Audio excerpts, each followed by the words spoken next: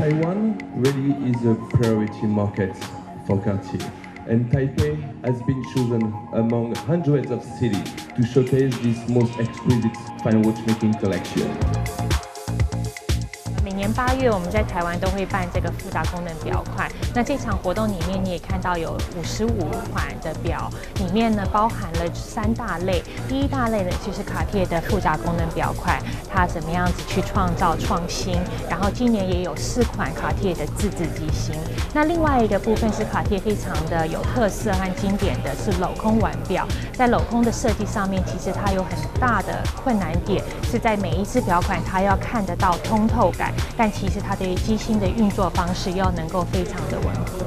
那除了 skeleton 的表款，在这里也可以看到卡贴最经典的 Panther 系列，很多不同的豹的表款的珠宝表，还有一些不同的工艺。小约戴的那只表款是我们今年的 Grand Complication， 它最大的特色呢是除了它载有3问的功能，它还有万年历，还有陀飞轮。